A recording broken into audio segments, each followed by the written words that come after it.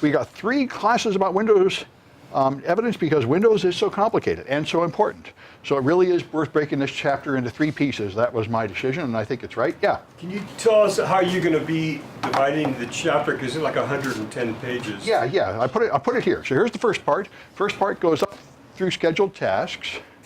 The second part is just the registry. That's the whole part in itself. And the third part is everything else. That's how I did it. Okay, thank you. Yeah, exactly. I knew that's the first question. That's a very sensible question because I wouldn't try to absorb this chapter in one go. There's a lot of information here. It's 3 big chunks of data. Windows is really complicated. And like I said, the main lesson is if you're doing anything on a Windows machine and you want to lie about it later, God have mercy on you. It is recording everything you do thousands of ways. Unless you physically grind up the machine, you're going to have no good luck. Or forensically erase the drive and use only mediocre examiner because even forensic erasure doesn't get it all anymore. Anyway, so NTFS is the file system. Now, you have to have a system to stick data on the drive, and you have to be able to assign a file name and an owner and permissions and last modified dates and all that metadata to a file. So there are 2 systems used by Windows. Originally there was FAT, FAT16 and FAT32, and around the time of Windows 95, Windows 98, that became obsolete and they switched to NTFS, the new technology file system that came out with Windows NT in 1993. And there have been many versions of NTFS, but all the improvements have been relatively minor. The major features of it have been the same all along. Microsoft has several times promised that they're going to have a new system to replace NTFS, but none of them ever happened. The only thing that really happened was ReFS, the fault-tolerant file system to replace RAIDs on servers, but it's not used on desktops or normal computers, so I'm not addressing it. The only thing we're worried about here is NTFS. So the NTFS works this way. The FAT system actually had a file allocation table, that's what it stands for, and it was a fixed table with only so many bytes per file, and it wasn't very much, like 16 or 32 bytes per file, so there's only enough room for an 8-character file name and a 3-character extension, and just a few more bits like archive and read only, and no room for permissions or anything. That's the old system. NTFS replaced that with this master file table, which is a database, and this stores the metadata for files. Their file, how big the file is, where it's stored, who's allowed to get at the file. Now you have room to store a whole file at access control list. Administrators can do this, users can do that, this person is blocked, and so on. That's why you have to have a more complicated structure than the file allocation table. So the master file table has got the timestamps, the size, permissions, yeah. Isn't that contents just of fragmented or small files? Yes, it contains, this is metadata primarily, but it contains the entire files for small files, yes. Yeah, 800 bytes. Yeah, small files put the entire file contents in the master file table. But most files are too big for that, and the only thing in here is the metadata. Yeah, and so each NTFS volume has its own master file table, and this is stored in the volume root as a file named $MFT. You cannot see it if you open Windows Explorer and open C or D or E. It's not there. It's hidden from that level. You have to have direct volume access, which you can get with a forensic tool or with Linux DD or anything like that. Here's the structure. It's just a series of kilobyte records, one for each file and directory on a volume. And the first 16 entries are the internal structures it uses to manage itself. And the rest are files and directories. You can use this WinHex tool from X-rays to see it. And so you'll see things here like bad cluster and bitmap and log file, and here's the MFT itself. Here's the backup copy, MFT mirror, and so on. These are the metadata files that organize the disk, and then you start having real files like file 1, file 2, and directory down here. That's how it looks. So you'll find the record type. Every record has a record number, which is equivalent to the inode number in Linux. And then you have information about the files. Deleted files are marked inactive, and you have metadata. Attributes go into things like standard information, file name, and data. Data sends you off to the cluster, the chain of clusters that include the file. So that's an overview of the MFT record. And so if you delete a file, it marks its MFT record inactive and does not change anything else. That's why you can undelete files. And that's why forensic tools can recover recently deleted files. Everything you need is still there until that record is reused. So if you delete a file and empty the recycle bin, it's not gone. It's not gone until you save a new file on top of it, and that will take a while. Depending on how you use your computer, it might be a really long time before it reuses it. So, but NTFS will try to reuse an existing MFT entry, so you will quickly overwrite the MFT entry. This is why most of the time, if you recover deleted data, you do not get the file name or the timestamps or anything. All you get is the contents, because the MFT record is destroyed much sooner than the actual clusters on the disk. All right, so these are the MACE timestamps. That's just a common acronym. There are 4 timestamps recorded for each Windows file and folder. Modified access created and entry modified, which means a change in the metadata, not in the file. And you have 2 attributes, each containing MACE timestamps, so there are actually 8 timestamps on each file. One for the standard information and one for the file name. And most people that try to hide what they're doing by changing timestamps, our tools don't really change all the files, so finding these to be inconsistent is a common clue of an attempt to conceal bad behavior. So these are called the SI timestamps, create, accessed, modified. You'll see them. Hey, I changed that file picture. Why am I still seeing the old picture? Oh, I must have dragged it into the wrong file. Anyway, there should be 3 times. Let me just open it live on a Windows machine. I changed it, and some other fact, here's the picture. Isn't that it? Oh, that's something else. All right. Anyway, somehow I got a picture there from some version of Windows that doesn't show you this. Get rid of all this garbage. And anyway, I changed the picture, but somehow it's not in my slide deck. I probably got confused and put it in the old slide deck. This is taking a long time to recover. We'll talk about that when we get to the projects. Used to be even slower. All right, so now if I take the properties of something, like this shortcut should do, that's not what I want. I want properties. There we go. General. That's what I wanted to show you. Created, modified, and accessed. There are 3 timestamps you see in the properties. There's a 4th one hidden behind there, which you don't see unless you use a forensic tool. All right. Entry modified is the timestamp not visible, but you can see it with forensic tools. So modified, access, created, and entry modified, which is when the metadata was changed rather than the file itself being changed.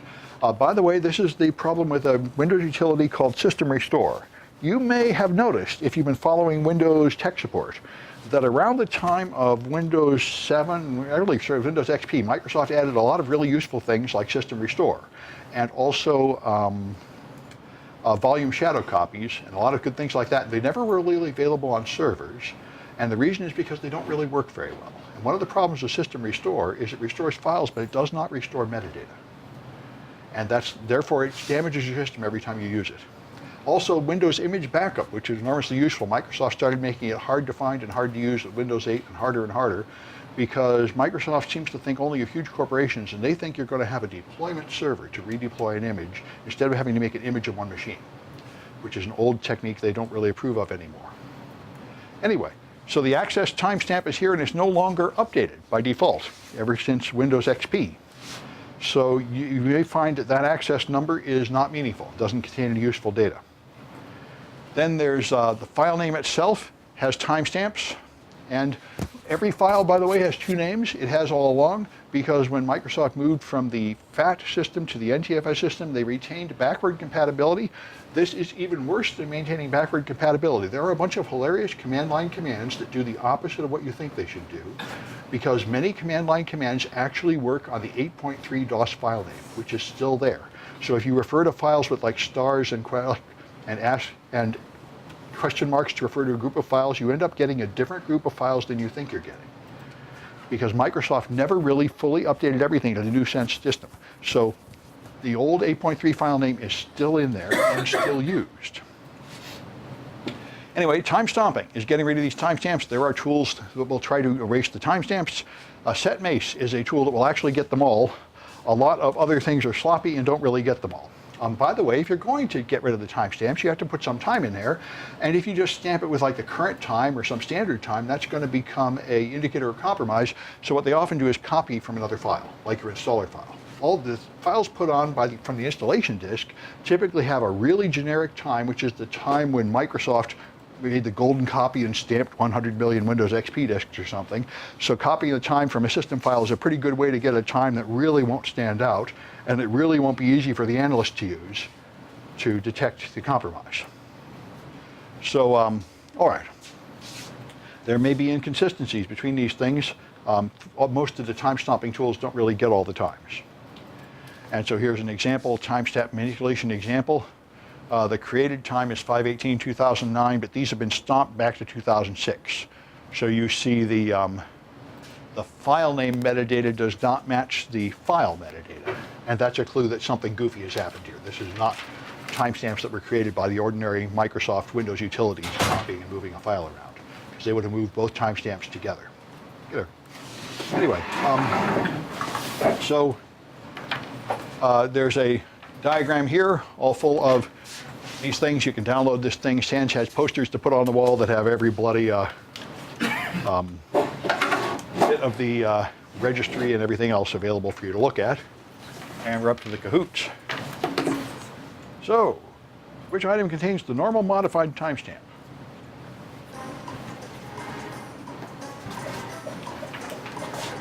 That's standard information. That's what it's there for. Normal metadata. All right. Which item replaces the FAT table?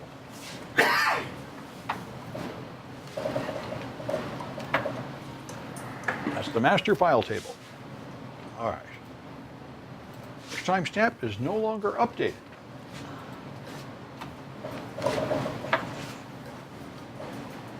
Accessed, and I must say I don't even know why accessed is there, but anyway, that's one no longer updated properly. By the way, well, I should mention in general, this is true of forensics, which is potentially what this is.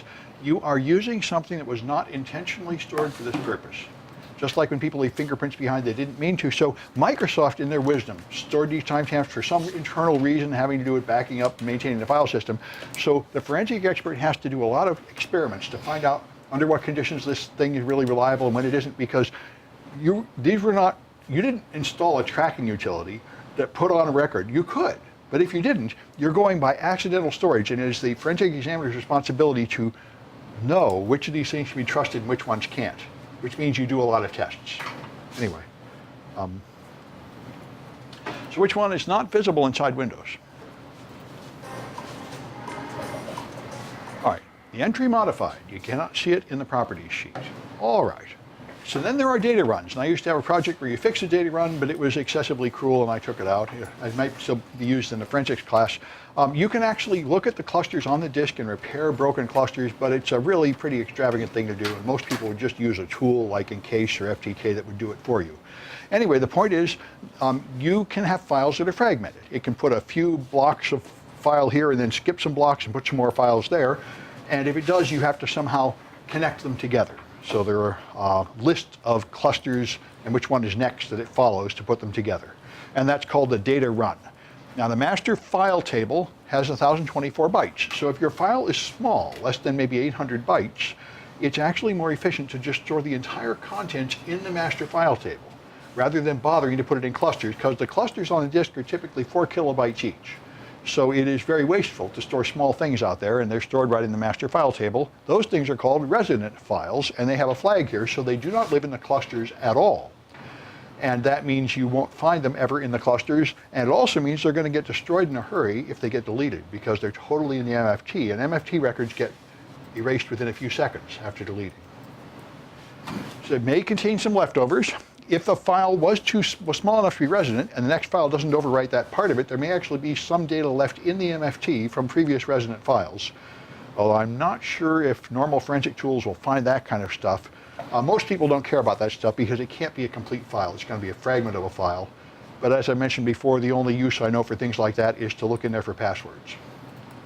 Anyway, alternate data streams, we've mentioned before. You can have alternate streams of data connected to the same file name. This started with Apple, who wanted to store album art and liner notes on music files, but it's used for other things. And one of the things that is most significant to us is it stores the data if you're using a Windows server, you probably noticed that you download something, you double click it, and it won't run.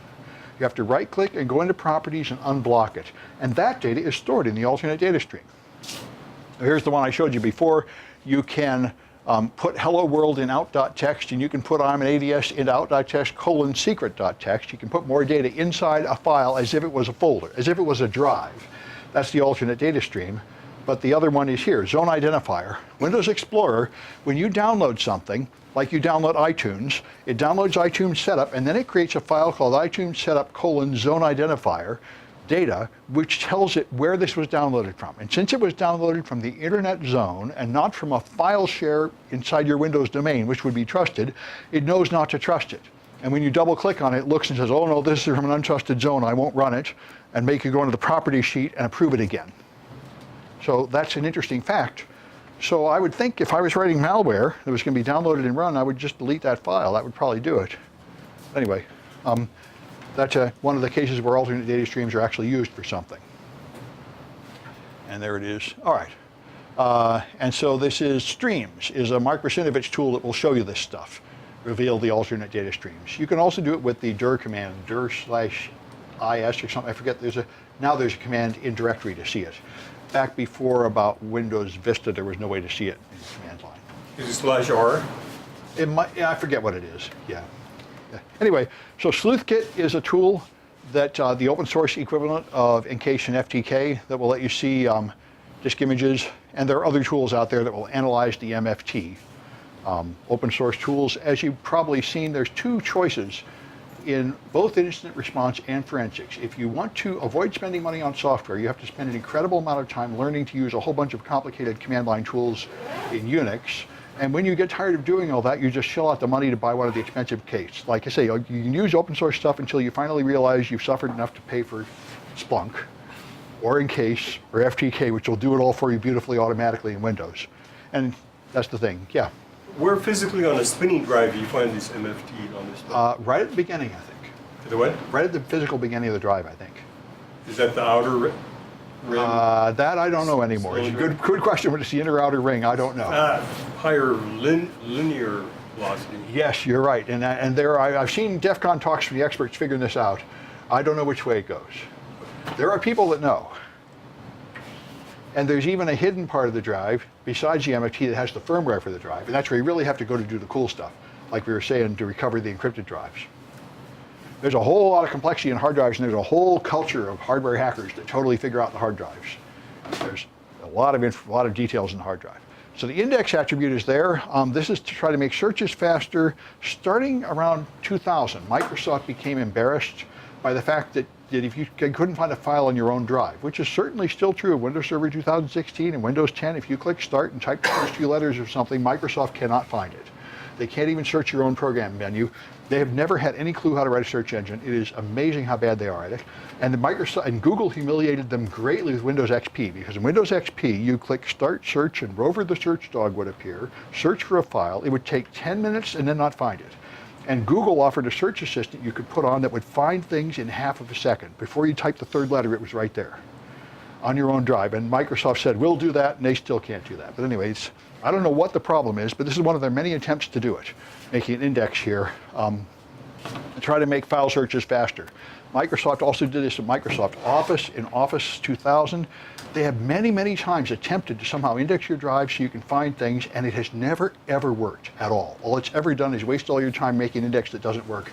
I don't know what's wrong with Microsoft, but they have some kind of mental block about search, the way Google has a mental block about social networks. Like Google makes social networks one after the other and just make disasters out of them.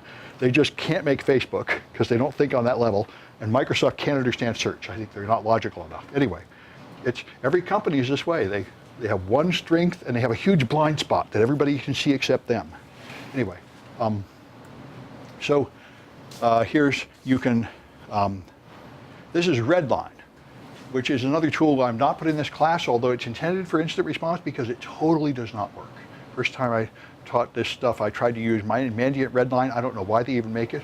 All Redline does is run for 2 hours and then not find anything. I don't know what the hell it even exists for. It's amazing. But anyway, the Mandiant is the leader too, but the free tool they give you just totally doesn't work. Anyway, a lot of mysteries in the world. Anyway, I got some more cahoots about this stuff. I think and a lot of people that feel stupid about computers, one thing they don't understand is that never stops. No matter how much of an expert you are, you constantly turn on the thing and it totally doesn't work. And you feel stupid and you Google.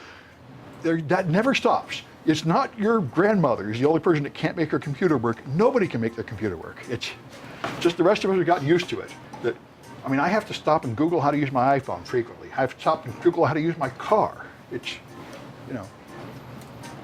The idea that anybody knows how to use your computer is just an artifact of them knowing the small piece of software that you happen to be trying to use. So even the experts, half their stuff they make doesn't work. And Microsoft has record profits despite the fact that nothing about Windows 10 seems to work. It doesn't seem to matter. And I really like Apple's, but I've learned never even to touch an Apple update. I say, you gotta be kidding. You don't even think of updating your Apple until at least a year after the update comes out, because they always break everything. Like Kali. Man, Kali breaks everything.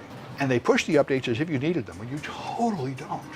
Your Mac can be a year behind and nothing much will happen, except he's got the exploit this week, which is pretty cool. But those are rare. Besides, it's just a DOS exploit. Did you get remote code working? Yeah. Well, not remote code working, not yet. That would be, if you get remote code working, I might actually update my shit. Okay, That might do it. well, that would be really, really bad. That would be awesome. Oh, if you owe me during lecture, you totally get extra credit. I mean, that's a fair cop. Can I know you could reboot my machine, though, at any time. He could, because I didn't put on the update.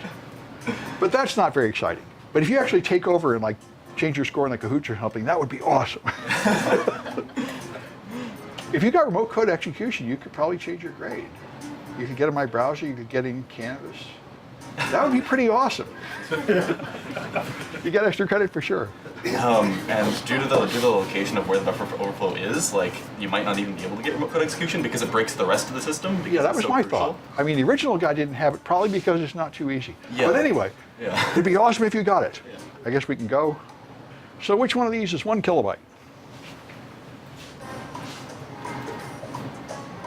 That's the MFT entry, that's the point. In the FAT system, you had some really small amount of data, like 16 bytes for each file. And they moved that to 1 kilobyte, so you have enough room to store a lot of information about every file. It does make me wonder if you could have an attack where you flood the access control list until it won't fit 1 kilobyte anymore. I've never heard of that, but it seems like it would be an option. Anyway. All right, so which item lists the clusters that have a file's contents? All right, that's the point of the data entry. That tells you where the clusters are. Where are the timestamps for deleted files?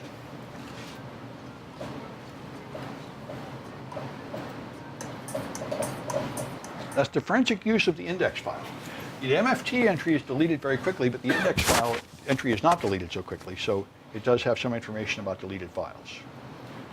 All right, and where are small files stored? It's called resident data. Oh, that doesn't seem like the right answer. That should be resident data. What idiot wrote these? I think resident data is a better answer for that. I mean, I can't change it right now. I'm going to make a note. Well, can it also go in MFT Slack? Well, yeah, but Slack implies the stuff you're not using anymore. This is active files. Active files aren't in the Slack. That should have been resident data. I wonder if I can change it. I don't suppose I can. Doesn't look like I have any way to change it. Well, that's a defect in my system. All right, so the log file tracks all the transactions, things like creating files and changing files, and there's a USN journal which tracks data and has a longer history. I believe that is the journal that makes NTFS a journaling file system. This is the huge performance advantage of NTFS, because if you have FAT, like Windows 98 had, and your machine crashes, which it did all the time, then when it reboots, you spend 20 minutes finding lost clusters, because all the incomplete file transfers lead to data on the drive that is not connected to the right metadata, and it has to guess what they are. And that doesn't happen in NTFS as much because it keeps a journal, so as it saves the files, I'm saving block number 1, I'm saving block number 2, I'm saving block number 3, death. When it comes back to life, it can look in the journal and see where it left off and just continue the operation without having to just abandon a bunch of data that's on the disk that it no longer can connect to the metadata, which is what happens in FAT. You also have shadow copies in later versions of Windows. These are automatic backups. It's called a shadow copy because in the old days, you could not copy a file that was in use.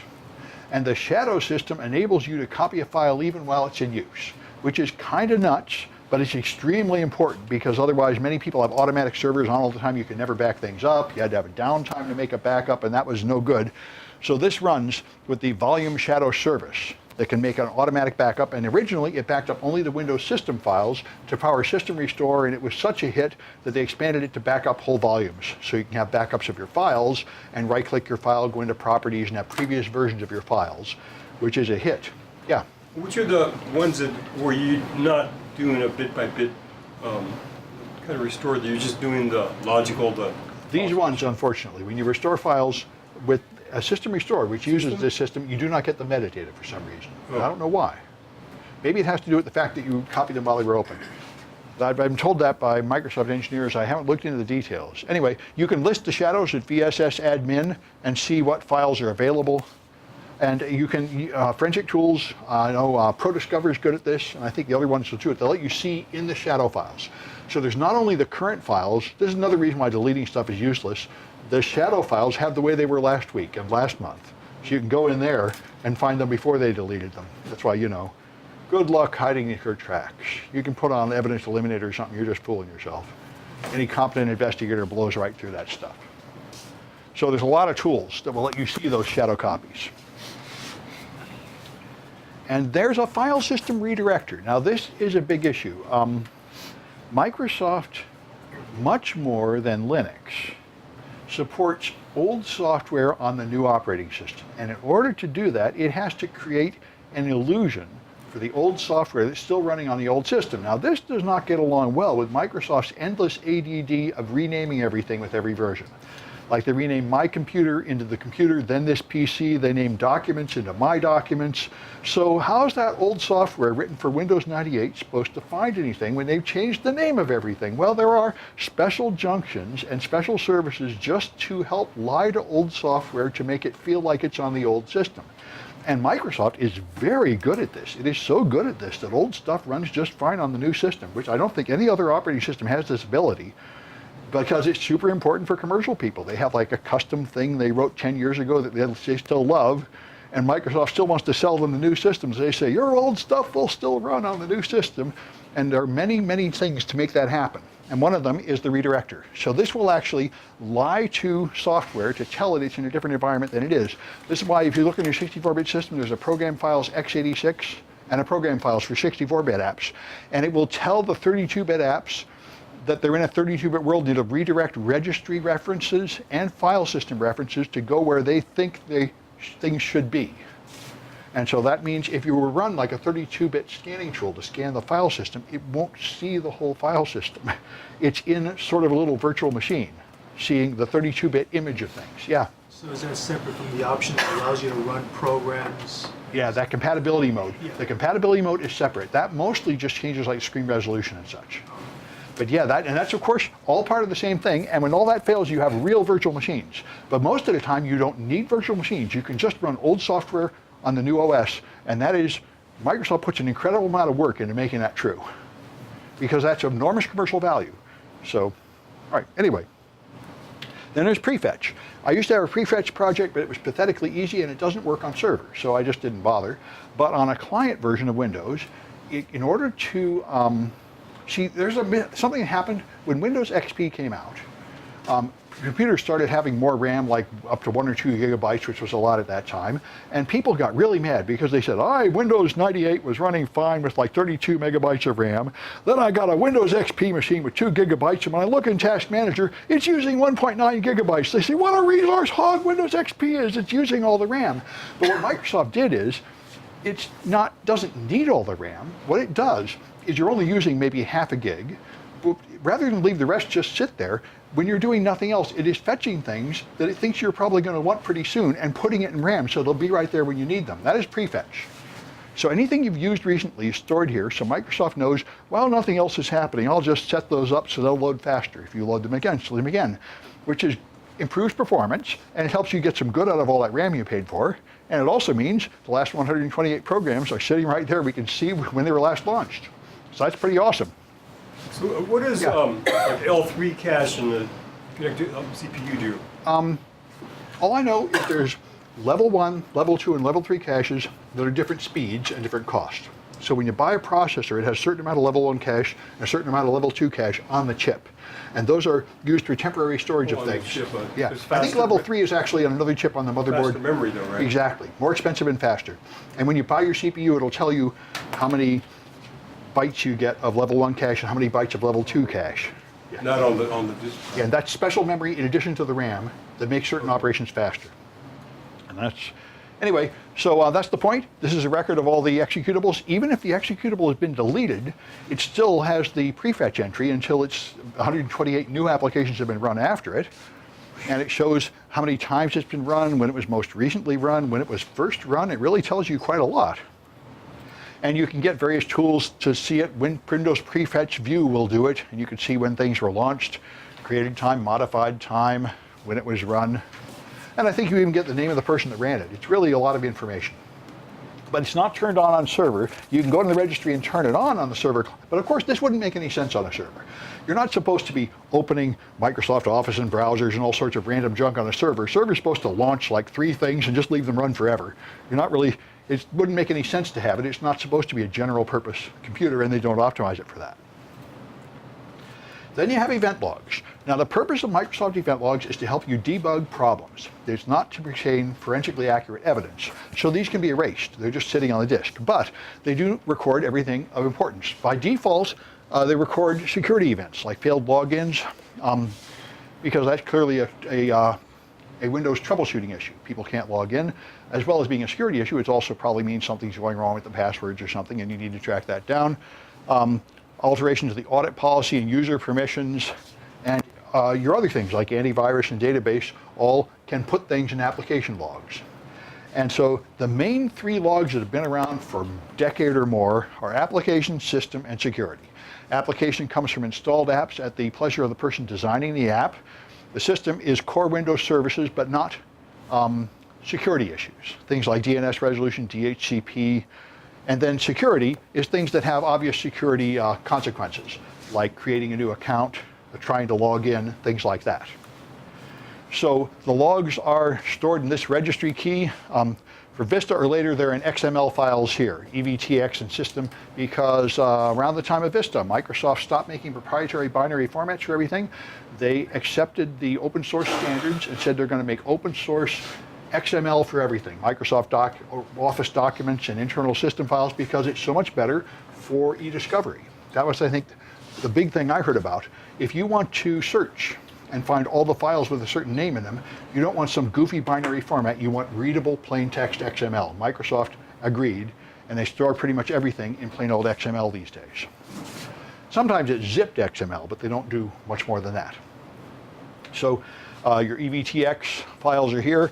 And this has also logs for the task schedule and firewall and other things like that, like user access control, which is every time you've elevated to administrator rights.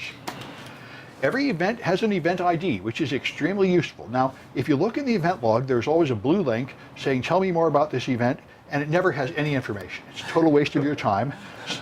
So what you always do is you go to Google and you Google event log, and that's what people, eventid.net is one of the many repositories where system administrators post their information about the event, which is extremely useful, far better than anything Microsoft will give you. And the event ID is the main thing. The event ID and the source uniquely identify the event, and you can all you have to do is put that in Google and you will find other people posting what does it mean, because every Windows machine has about 100 errors on it that nobody's fixed, and if you want to fix your server, there are people that really care, and they post about it. So anyway, so here's some events, like 540 is a successful network logon that stores this, and that's called a login type 3. That's someone logging, I think, directly in the machine. So login ID is unique identifier, and here's login type. Oh, login 3 is over the network.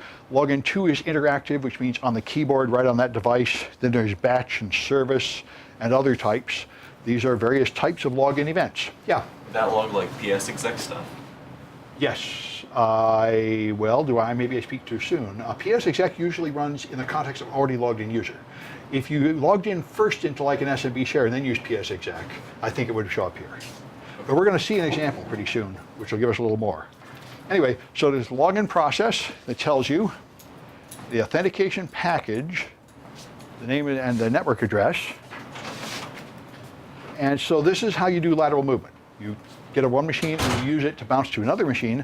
So if you have a common administrator account, which most people do because they use Ghost and make identical images, so there's a local administrator the same everywhere, then they can move across. So here's Bob. They get interactive access to Windows 7 through a backdoor. Now they're in a domain. So the backdoor runs as a domain user, which is not the administrator, acme/eve/eve.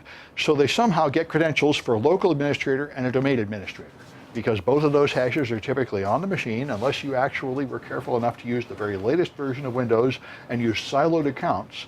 The domain administrator can log into a workstation, and many of them do, although Microsoft has been telling us for 15 years not to do that. But it is more convenient, so people do it. So now you mount the C drive with netuse into this. Now you go into the other machine, and you use PsExec to execute a command up there. And again here, you've got domain admin and password used. And then you establish a remote desktop connection. Now some of those are going to create login events. The remote desktop certainly will, and I think some of those other activities also create login events. So the first one, mounting a $C share with a name and password, that creates a login over the network. The second one creates another login type 3, that was the PsExec. And the third one, being remote desktop, creates an account of remote interactive. These are all login events. They're all things where you had to pass a name and a password. And then the fourth one creates another one, which is, the fourth one was browsing to a share. So these are all, anytime you're putting in a name and password, that's essentially a login event. And the type will tell you more information about it. Now, these are good indicators of compromise because your malware and the intruders are using these, and they often have some kind of event that is not created by any normal company process.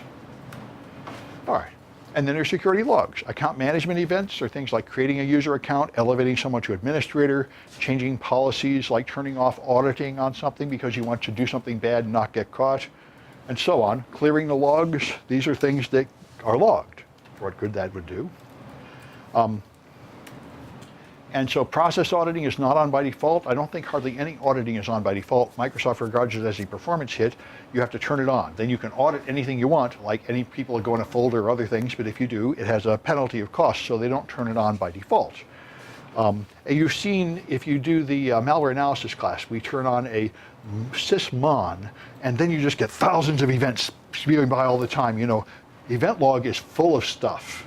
And it's clearly a large burden on the system to have all those events. So additional events is not something you turn on lightly. So service events record services starting and stopping, and that's of course important because a lot of malware works as services. And so here's what PsExec does. The PsExec service was sent a start control, entered the running state. These are some of the events that show PsExec being used. PsExec runs apparently as a service. So here's suspicious things.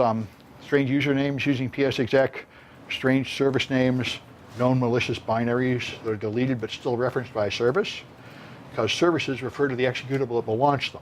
And you could launch a service and then I think delete the executable and the service will still remain in RAM. So AV alerts may well be what starts you, then you can hunt through the log files around the time of the AV alert, and for things related to names and such, that would be often a first step towards tracking down the compromise. And there is a tool to fix corrupt logs. The old binary format is like the old binary format for email. Outlook Express stored these DBX files and they got corrupt all the time, just like VMware hard drives get corrupt. There's some kind of sleazy database that a lot of people use that frequently gets corrupt. And there's a tool to fix those logs if you want to try to. And here's some of the tools. Event Viewer is the main viewer tool Microsoft gives you, but there are a lot of other tools to help you dig through event logs and parse through it and search through it. And then there's scheduled tasks. Scheduled tasks are Microsoft's answer to Unix's cron. It turns out there's a lot of these on Windows systems. Typically they run a system. The simplest way to execute this is at this time do something. That will create a scheduled task. At this time launch that. And that will run it, and typically as system too. So it'll run, you can tell it to run these things at certain times and repeat them and so on. Here he's even running a batch file from inside the recycle bin, which is pretty horrible, and I'm kind of skeptical that would work on modern versions of Windows. If it does, it really shouldn't. But anyway, running anything in the recycle bin is a pretty obvious red flag. Nobody should be doing that. So scheduled tasks is the more modern command to do the same thing, to drill these things. Yeah. So this might be a stupid question, but does Yeah. it even work? Does it work even if you delete the object in the recycle bin? No, I don't think so, and that's the point. If you schedule a task that tries to launch this file and that file is gone, it'll fail. But if it has already launched it, it'll keep running because it copies it into RAM and runs it. Remember? And that's what process hollowing is. Normally the thing in RAM is just to copy the disk file. If the two are different, that indicates malicious activity, typically. All right. And so the way these things work is they create job files in system root tasks. These are little files with an extension of job, and those are the files that record when it's going to add these. That is just essentially the same way cron works. Cron creates these things in files called hourly and daily and such, and it checks in there to run them. So task scheduler has a log, schedule log u.txt, and this records all the scheduled tasks when they've launched. It's also in event logs and in a security log. And you can view the job file. It's a binary file, but the strings are readable. So you can use the strings command or bin text to see what's in there. And there's a tool called Job File Parser. There's a tool for everything, of course. The forensic people invite these things so you can get all the details. Here's one of these flags, don't start if on batteries, because there was a huge complaint about, I think, Windows 2000, that it was too slow to start up. So in Windows XP, I think Microsoft added this delayed start. There's a bunch of flags, so things will start only when the keyboard's been idle for 2 minutes or only later, so that they could give the appearance of starting the machine sooner, show you the desktop sooner, even though not all the Windows is running. And so there's a log recording all these things, service start, here's a job starting, and so on. As you'd expect, a list of all the things that start. And there's an operational log and event viewer, a bunch of events with event IDs, 106, 140, and so on, recording people creating tasks, updating the scheduler, and so on. It's all in there. If people don't nuke the logs, there's plenty of evidence there showing you what happened. And I think that's the end of this. Yeah, we'll do this, and then I'll just say a few words about the new project, which there's a couple new projects, one you will like and one you will not like. Although if you're rich, they're both okay. So, a complete copy of a whole volume.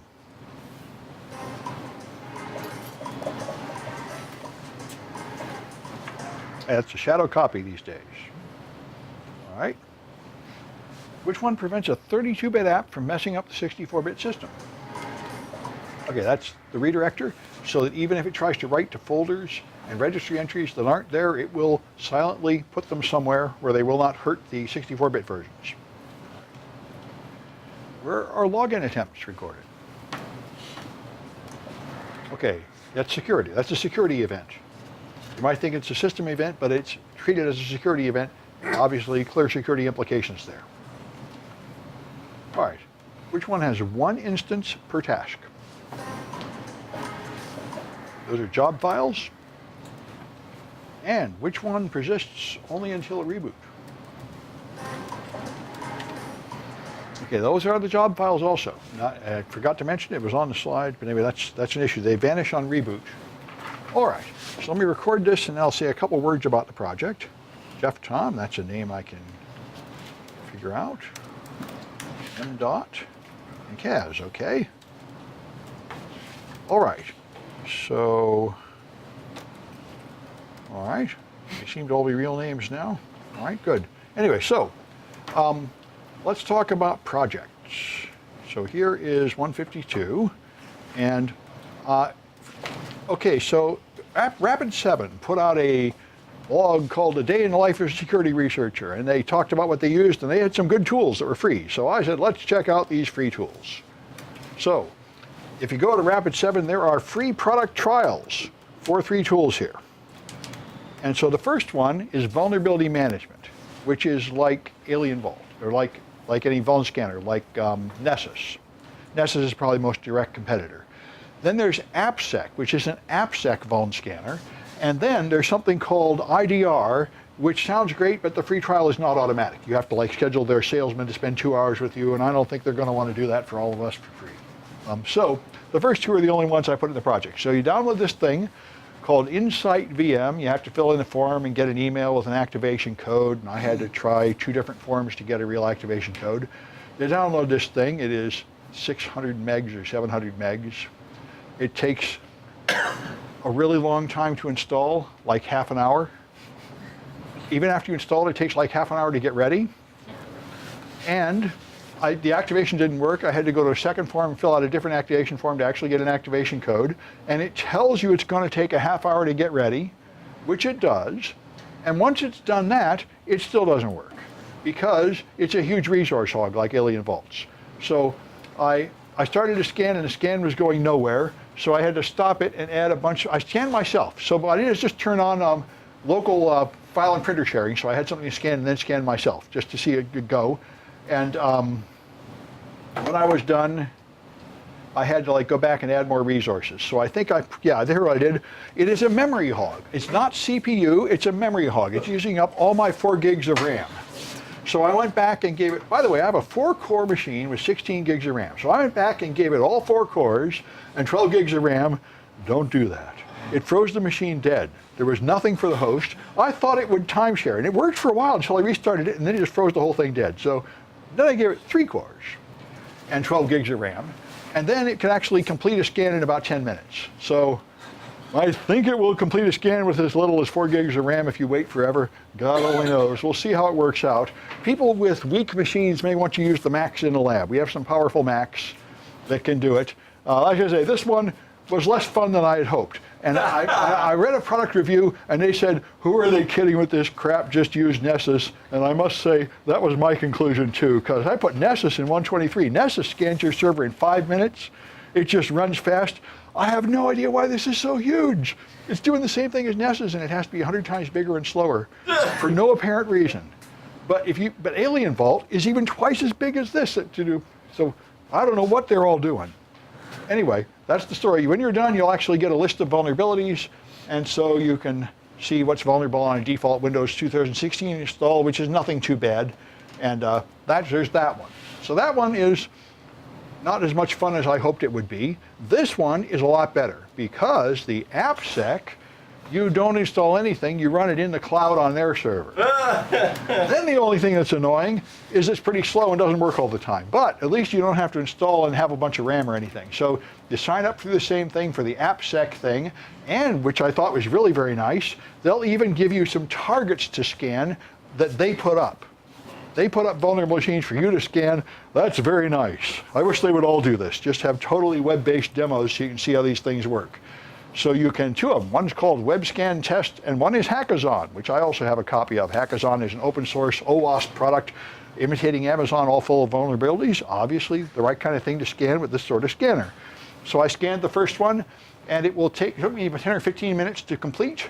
But when you're done, it just runs. You just have to wait. It will complete. Here I am. I started at 1:30, finished at 1:45, and then it gives you a list of vulnerabilities. 252 vulnerabilities discovered, and so on you go. All the usual stuff you'll see: SQL injection, XPath injection, and so on. So that's kind of fun. When I tried to scan the next one, it actually timed out and failed on their server, and then I just tried it again, and it worked. So I don't know what's up with that. It would seem, if I was running a company and I offered a cloud demo, I would make it work, but what do I know? Anyway, Maybe they reached their bandwidth. Apparently, but I would not have it just fail. It said failed due to server error, and I'm like, I don't think that's what I would want my customer seeing. I would have, there's the thing we used earlier where it said, you're in the queue, there's 7 people ahead of you, you'll have to wait a half hour. I would put up something like that. But here it just fails sometimes and says due to server error, and I'm like, Anyway. So there's a few of those scans to do, and there should be an extra credit part to this too. Yeah, there it is. Yeah, this is the extra credit part. You can do the other one, WebGoat. Anyway, so that one's kind of fun. And I thought there was another one, but I guess that's it for now. Oh, the other thing, particularly related to what we're going to do next class, I put this up before, and some students have already started doing it. You can hunt for things in the registry. The next entire lecture is about the registry. The registry is a huge, sprawling mess of data. And there's a lot of parts that are important to forensics. And I took a machine and hid a bunch of stuff in the registry so you can find them here and get extra credit for it all. And some of them are pretty hard to find. So that's why I made it all extra credit. But if you like the challenge, there's a bunch of, some of them are easy to find. Like the run key is pretty easy. These get harder and harder. This one here is pretty brutal. No comparative analysis, right? Yeah, well, you have to actually use other tools and stuff to get to the last ones there. And you can have a good time hacking the registry. Unless you actually have a copy of a case or something, I think it'll do it all automatically. But I don't think any of us have that.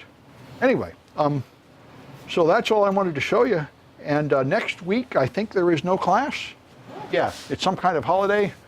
And tomorrow is First Republic Bank is here.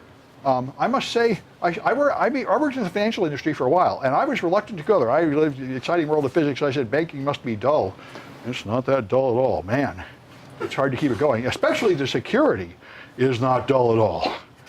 And in fact, I got a link today for a fun video, which I'm not going to play, but I'll point you to, about the fraud that stole all the money from Pakistan over SWIFT. And it was really quite good. Let me see if I can find it. White hatting, Georgia. Maybe I can. Bangladesh. What's that? Wasn't it Bangladesh? Yes, it was Bangladesh. And I thought, somebody told me, I thought I put it in my news links today, but now I'm not seeing it. North Korea. There was a video, North Korea. Yeah, it said something about North Korea. You see it? Yeah, it's all the way. Yeah, bottom, right? There, that's it. Yeah, this is the one. This is a fun video, like 7 minutes long.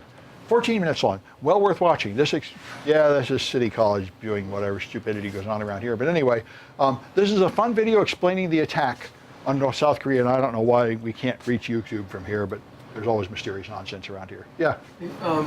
MUB 170 for tomorrow's event. Yeah. I think it said 388 on a previous thing. Something says 388? Yeah. On my. Oh, no. On what? It's 170, right? Is it really 388? No, this is my thing that I made. Somewhere I got 388. I'm just confirming. Do you know where it is? Well, this I got from you like weeks ago. Really? If you want to have it here, No.